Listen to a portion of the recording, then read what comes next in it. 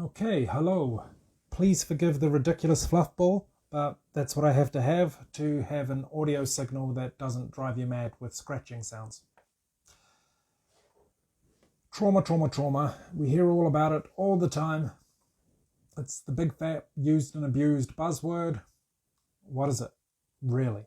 What is it? How do we define it? It's actually very clear. Trauma is a pain which is a step above agonizing. It's a pain so great or so relentless that our body naturally, and this does happen, no doubt about it, shuts it down. Like, for an extreme example, take a man who's in a war zone, gets his arm shot off. He doesn't feel it. His body might convulsively scream, but he won't feel it. The brain blocks that kind of pain. If he felt it, in its entirety at least, the pain would kill him. He'll pass out, and that can happen. So that's what trauma is. It's a pain so great that our body goes numb to it. It's a natural process that's supposed to happen. It's how we survive extreme situations, or situations that are extreme in the sense that they're relentless. Okay, so where are our traumas? Typically speaking, because most of us luckily don't have to go to war. Most of our traumas happen in infancy during problematic birthing processes. Other pains loaded into that as well around infancy, and also all kinds of serious emotional deprivations and child abuse and things like that go on throughout our childhood, especially in the earliest years, right up to between conception and the first 5 or 6 years. Later traumas happen as well with everybody. So traumas are everywhere. There's not a single breathing soul that can say, probably not a single breathing soul that can say they're without trauma. So it's incredibly common and an all-powerful force that drives our entire societies and cultures. No doubt about that. Now, to explain trauma, or our body and our brain's response to it, the best way to do that, of course, is with a very simple, clear example. My favorite example that I always use is called the walking man story. Let me give you the walking man story. Once upon a time, there was a walking man, loved to go walking. Dumpty-doo, dumpty-day, walking along, comes up to a bridge and he just casually walks across the bridge. He gets about halfway across the bridge and he looks down and he goes, oh my God, he starts freaking out. This bridge is only 1 foot wide. It's over a huge deep cavern. I could slip and fall to my death at any time, so easily, if a gust of wind hits me or whatever. And all of a sudden his fear, the terror, started to build up in him, and oh my God, he can't afford to feel this terror. The anxiety of that alone would stuff up his ability to adapt and survive with the situation at hand. So what did his body do? Shut down the terror, shut down the fear, and he just focused on the bridge and said, right, I'm going to walk across that bridge in a dead straight line. Okay? And he repressed his fear. He had to survive the situation and get to the other side of the bridge. What's interesting, now let's look at what happened inside his brain here, is that although the fear, which is basically a pain signal, a form of pain, was shut down, as far as the nervous system is concerned, it's still got to do its job. And what it does is it does the job indirectly. You go from ouch, which is the feeling, the raw, direct feeling of the fear or pain signal or whatever it is you're dealing with, and it turns into a compulsion. And that compulsion is the derivative effect of the blocked pain. So he compulsively focused on going across that bridge in a dead straight line, no faltering. Now, it's all fair enough. Great, he gets to the end of the bridge. Hooray, he didn't die. He survived. He's at the end of the bridge, and we notice something very interesting. This guy's still walking in a sort of a straight as possible line in a hyper-alert, hyper-focused way. In fact, he starts head tripping. He starts going like this, God, an earthquake could happen at any time and the ground could just break up in front of me and I could fall into it. So he's preoccupied with earthquakes. He's worried about that, even though the chances is 0.00001% of it happening and opening up the ground in front of him. He knows that rationally, but emotionally he can't help on an emotional level being driven to think like that. He's paranoid in a sense. So what's that? What's going on there?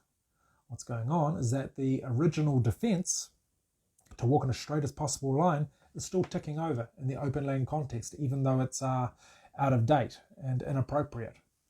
It's because the pain signal is unprocessed and it's still working on the system, bang, bang, bang, creating a compulsive act out. That's what a neurotic act out is. It's repressed pain from the past driving our present, making us act out in the present like we're still in the past. It's the unfinished business. Okay, and so he still walks across the ground as a neurotic, not insane. He knows it's a little bit crazy what he's doing and it's all emotionally driven, but he's got this neurotic compulsion to walk in a straight as possible line. Now, here's the last part of the story. Here's the coming into the happy ending of it, okay? Which is what, in an ideal, perfect world, would happen. He goes back home with his family in a stable, peaceful village. It's a good place. People care about each other. It's just nice, you know. And he can truly relax there, at ease. Even though he's still got this compulsion in him, on a core level, he can still relax. He's at home, he's well fed, and all of a sudden, because he chills out, he relaxes, his defense system weakens. Slackens off a bit because he can chill out a bit. And the feelings start to come up. What are those feelings? It's the original repressed feeling of being on the bridge starts to come out. I mean, he knows, he's not crazy. He knows that he's still in his home and he's in a safe place, but the past feeling starts to come up to the point where, like he's inside an intensely bad dream at the same time as being awake, feels all this fear, of this terror of being on a bridge where he could just about die. It's like, and his system breaks down, he slackens off, and the pain starts to come up. And he doesn't cry about what happened to him. He doesn't go, oh, I was on this terrible bridge, I almost died, boo-hoo-hoo. It's a whole new level of tears. He cries in response to feeling like he really is on the bridge and could die at any time. Okay, that's another level of tears. The terror comes up, and that is a good thing. I'll go on to this a bit more in a second. That's actually a good thing because what happened on the bridge, really, you think about it. The feelings got put on hold because they were in the way. He had to survive the situation. Now he's in a situation where the feelings don't have to be put on hold. He's supported, he's safe, and he knows that. And that's what allows the pains to come up and the repressed feelings to break out. And for him to scream, cry, and do whatever, go through the motions of being on that bridge. When the pain runs through its course, its natural course, what happens? Then he truly gets over it. The past stays in the past once it's resolved. He no longer feels like an earthquake could happen and the ground could open up in front of him. He might feel some sadness for what happened to him in the past. Of course, because that's just reality. You almost died on that bridge. But he doesn't feel like he's still in a context where he could be thrown back on the bridge and he needs to be careful. The past is left in the past, emotionally, psychologically, because he's truly gotten over it and truly moves on. So that's the natural trauma sequence. You get traumatized, you block off the pain, you survive, hopefully, and then when you're in a context to feel the pain, it goes, rightio, here you go, this is your body, your system, your psychology, let's get on with dealing with this unfinished business, let the pain come up. What makes us neurotic? Well, a neurosis is nothing more than unfinished business.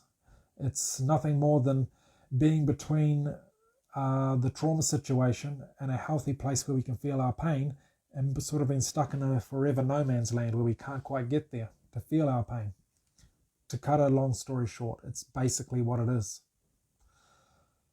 And you can see now when you understand how trauma and the trauma system works, how it drives neurosis, how there's really only one way to get rid of a neurosis, to get rid of the traumatic compulsive system, and that is to feel the pain. And there's nothing freaky or exotic about it. It's an entirely natural process. It's what's actually supposed to happen. And this process of feeling your pain is what's called primal therapy, discovered back in the 70s. I'll just let you know I actually discovered it myself. I had a spontaneous primal, exactly how Dr. Arthur Jenoff described it through his therapy when I was about 17 years old. I actually tried to forget about it at the time because it scared me, because I really didn't understand it. But the entire sequence of the breakdown of the pain and feeling it, and how it felt bad on one level but really good on another level, because your system really wants to feel the pain and wants to vomit it out of the system, so to speak. I went through all that exactly how Arthur Janoff describes it, so I know he's not talking crap. I know he's not playing silly games. Anyone who's seriously investigated the literature on this knows that this is not rubbish, what I'm talking about. But anyway, this is how you break down neurosis.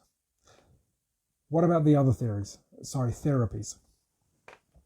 Well, if you're not breaking down your pain and feeling your pain, letting it go through its natural cycle, then compared to primal therapy, it's hardly what you'll call therapy at all.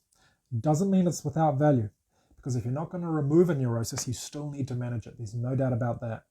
For example, if you go through a horrific trauma at work, that happens, on an industrial site or something, you get taken away, the hospital puts you back together again. You might find when you come up to the workplace, you go, it's called a neurotic overreaction. I can't go back in there again. But you got to. You've got to make a living for your family. Get therapy. What's the therapy? The therapy is what you call exposure therapy. What is that doing? It's ultimately desensitizing the trigger for your internal trauma so you can at least get back to work and make a living. Fair enough.